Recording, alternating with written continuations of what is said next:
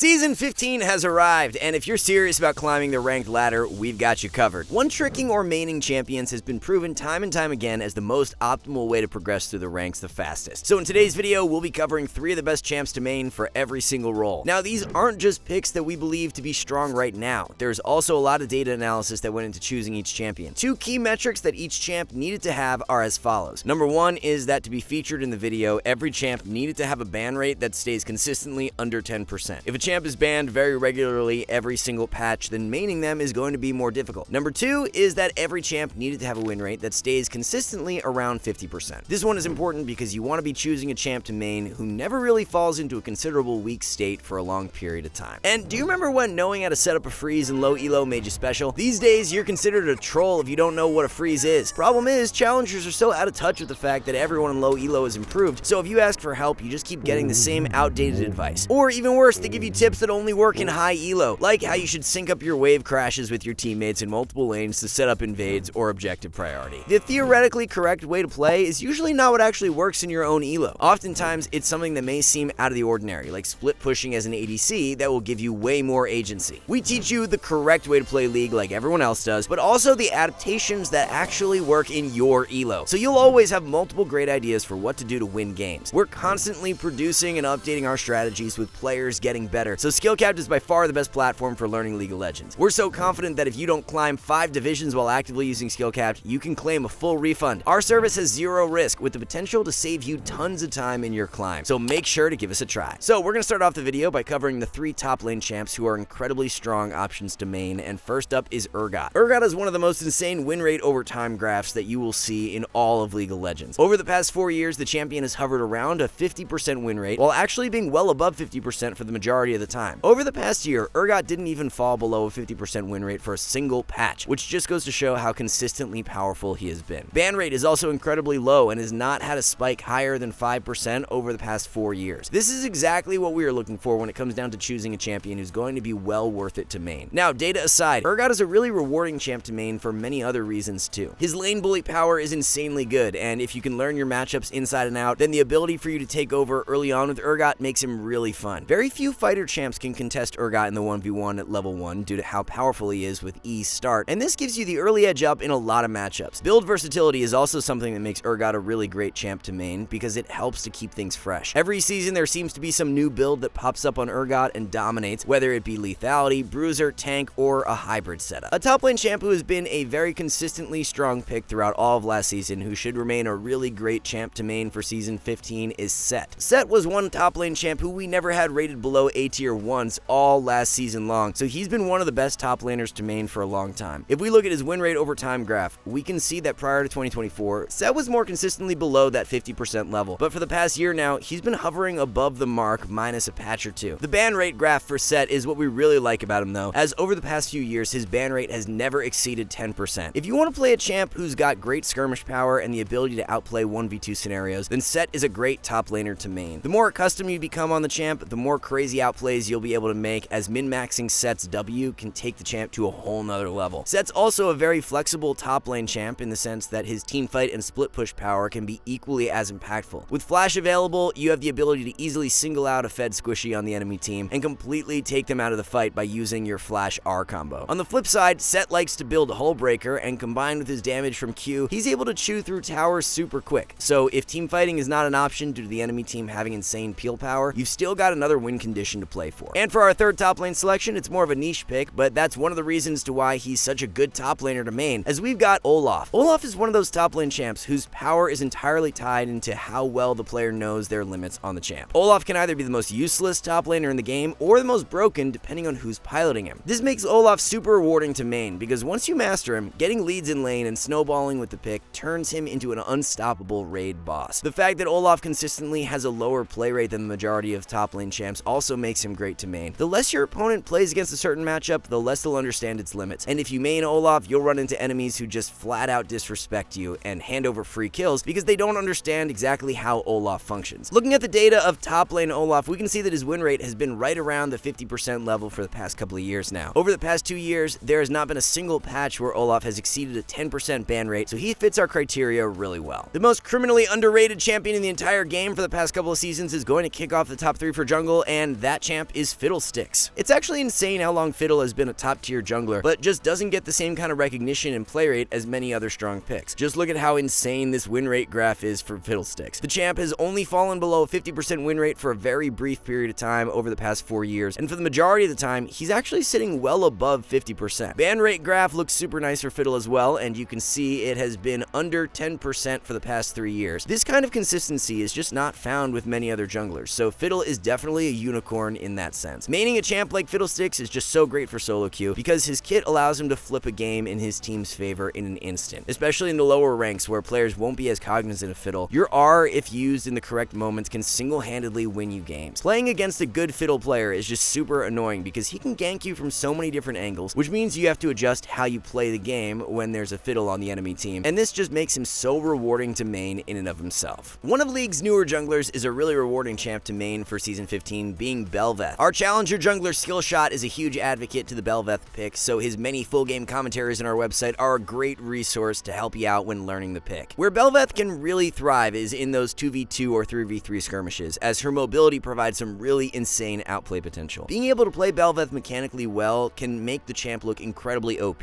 which makes her a great jungler to main. The sky is the limit with Bel'Veth, as her skill ceiling is quite a bit higher than most junglers, which means the more time you put in, the more you'll get out. Ever since Bel'Veth's release, her win rate has only dropped as low as 48% for one patch, and it's been consistently in that 49 to 50% mark. Ban rate started off quite high, as that's to be expected whenever a new champ is released, but ever since her release, ban rate has trended down and has just barely touched the 10% level a couple of times, but never stayed there for long. Another one of League's newer champions is also a great champ to main in the jungle, as we have Briar for our third pick. Everything has been trending in the right direction over the past couple of months to make Briar one of the best junglers to main. Although the ban rate of Briar was quite high for the first little while after her release, it's been on a downward trend since, and it's hit an all-time low at the end of Season 14. Even though Briar's ban rate has been going down, her win rate has actually seen an uptick lately, getting back into being around 51%. Since Briar's release, there have been only 2 short periods of time where she fell below a 50% win rate, but most of the time it's right around the 51% mark. What makes Briar so great to main is that she's a champ who can walk a very fine line. The skirmish power of Briar is phenomenal, and she can function at very low health levels due to the healing and damage reduction in her kit. This means knowing your limits on the champ is very important to get the max value out of her. Briar's kit in general is always quite unique, as no other champ has the same mechanic that she has with her W, so maining the champ so that you can fast track your success with her works great. A mid lane champ that you just can't go wrong with maining for Season 15 is Cassiopeia. Cass has one of the best win rate charts that you will see for any champ in the game, as she's been above 50% for the past 2 years, never even dipping below 50% once. Over these past 2 years, the ban rate of Cassio has never gone above 5%, so you'll have no issues picking the champ in nearly every single game. Cassiopeia is a phenomenal mid lane champion to main because her skill ceiling is quite high. Just the fact that she's so reliant on landing her skill shot Q to be relevant means you'll need to be mechanically sound on the champ to see good results. The true 1v9 power of Cass is unlike most champs in the game due to how much consistent DPS she can put out. The self-peel power from W and R also make it so that if dive champs try to get on top of you, you've got ways to kite away and reposition to then continue mowing through everyone. The fact that almost every new champ in League these days has some sort of dash just makes the value of Cass W so strong, as being able to ground a champ like Ambessa completely nullifies so much of her strength. One of the best assassin mid lane champs that you can main for Season 15 is Echo. The issue with many other assassin mids like Akali, LeBlanc, and Zed is that they tend to see pretty big ban rate spikes throughout a season. Echo is an outlier here, and everything has been trending really well for him lately, as his ban rate is as low as it's ever been right now. The win rate of Echo mid is also super consistent, as over the past 4 years it's been right around 50% and even over 50% for most of Season 14. So why should you choose to main Echo mid besides the favorable data? His kit really rewards you for mastering him because the champ becomes incredibly oppressive when ahead. Echo's R allows him to play super aggressive because of the fact he can snap back and leave a fight, so looking for catch plays is such little risk but very high reward. When you get ahead with Echo, continuing to pressure that advantage and closing out games feels amazing and makes him really rewarding to spend time on. That being said, the early laning phase of Echo is something that will take you some time to really master. There are matchups like LeBlanc, Fizz, Akali, and Galio that are just completely unwinnable, and being able to survive without falling too far behind in farm is a skill you'll need need to get good at. After all, Echo is a champ who spikes really hard on 2 items, so learning your matchups and farming efficiently is key to finding max success with him. There's one champ in the game who we had rated S tier or above for the entirety of Season 14, and that champ was Vex. Vex has been one of the most consistently powerful mid lane champs for a long time, but she never gets picked or banned very much, which makes her a perfect mid laner to main. Ever since the release of Vex, we can see that there have only been 2 quick instances where her win rate fell below 50%, but within a patch it was right back up above. Over the course of Season 14, there was not a single patch where Vex's win rate dipped under 50%, and it was even up to above 52% for a solid amount of time. The ban rate of Vex has been quite low for about 2 years now as well. There's one major factor that makes Vex a mid lane champ you should highly consider maining, and it's that she just feasts on many mids that have consistently high play rates. With Vex's passive, she gains bonus damage on her next auto attack for 6 seconds after an enemy champion blinks or dashes. This empowered auto attack will also reduce the cooldown of Vex's fear passive by 25%, so she just gains so much added power when playing into high mobility champs. This means Vex plays incredibly well into picks like Sylas, Yasuo, LeBlanc, Yone, and Akali. For most other mids, those champs are super annoying to play into, but Vex is an outlier who can just stomp all over them. By far the best ADC that you can main is Nilah. Not only has Nilah's win rate never dipped under 50% for the past 2 years, but she's also never been banned in more than 10% of games besides right after her release. Couple this with the fact that Nilah is a very underplayed ADC, usually holding a play rate around 2%, and you have the perfect ADC to main. Nilah is always in a strong spot, and since she's underplayed, it gives you a huge advantage if you learn the ins and outs of her, because you'll be able to exploit your opponents super hard due to them being more inexperienced in the matchup. On top of this, Nilah is an ADC who can make plays happen on her own. She doesn't need her support to be the one to engage, which gives you more agency over how games play out. Once you reach level 6 with Nilah, if you have your flash available, the all-in power is incredibly strong, and you can punish enemies instantly for being out of position. The thing that likely holds Nilah back from being more popular is the fact that she's not like most other ADCs, in the sense that she is shorter range and does have a more unique style of play, where she actually wants to dive into fights instead of sitting back and kiting on the outskirts. It will definitely take you a bit of time to adjust to this playstyle, but if you can master it, there's no better ADC to main than Nilah. If someone like Nilah is not your cup of tea and you'd rather play a more traditional ranged carry, Jhin is the best in class. Over the years, Jhin has been one of the most reliable ADCs to main. For the ADC role, other than Nilah, there really isn't a perfect ADC to main in the sense that pretty much all of them have had ban rate spikes above 10% over the course of the last few years. This is just due to the fact that the role has far fewer champions than all other roles, so it's more likely that at some point in time, they will see a ban rate spike if they are strong in meta. For Jhin though, it was only this past season where his ban rate really spiked high for a couple of patches, and then back at the start of 2021, it also had a spike for a patch or 2. Other than that though, Jhin does tend to sit below that 10% mark for most of the time. The win rate chart for Jhin is a thing of beauty, as for the majority of his time as a champion, he's been above that 50% mark, especially over the past 5 years. Jhin is an extremely fulfilling ADC to main because he's one of the few champs where it always feels like you can improve no matter how much time you've put in. Jin's W and R, being those high impact skill shots, are key to unlocking the true potential of the champ, but you're just never going to be able to land every single one, which means it's impossible to play a perfect Jhin. The mind games and predictions with Jin's R makes his skill ceiling quite high, and if you can get your hit rates on W and R up to above 50%, then you're going to find success in the champ, but it's not going to be instant, which makes him great to main. And for our final ADC to round out the top 3 for Season 15, we've got Kog'Maw. Kog'Maw has been one of the most underrated ADCs for solo queue for a while, as his win rate has held strong above 50% for the majority of the past 4 years. On the ban rate chart for Kog, we do see that he has had a few sudden spikes over the course of his existence, but those spikes don't really last for very long, and he flatlines back down below 3% for most of his time as a champ. One of these spikes actually just came a few patches back when AP Kog started to see more play. However, now that Riot slightly nerfed him, he's still a great pick. However, his ban rate has fallen back down to a very low level. That's the one thing about Kog that makes him such a good champ to main, is that Riot really only nerfs him if his play rate spikes too high, but when they do end up nerfing him, it usually is just a small nudge to where players just forget the champ exists, and then Kog goes back to being extremely underrated. For instance, Kog'Maw currently has a win rate of 52.5% and his pick rate is at 2.7%. In 14.22 though, his play rate was 7%, while his win rate was the exact same at 52.5%. All Riot did was issue a slight nerf and his play rate dropped in half. However, his win rate stayed the exact same, so it goes to show that players really only prioritize Kog'Maw at a high level when they believe he is truly OP.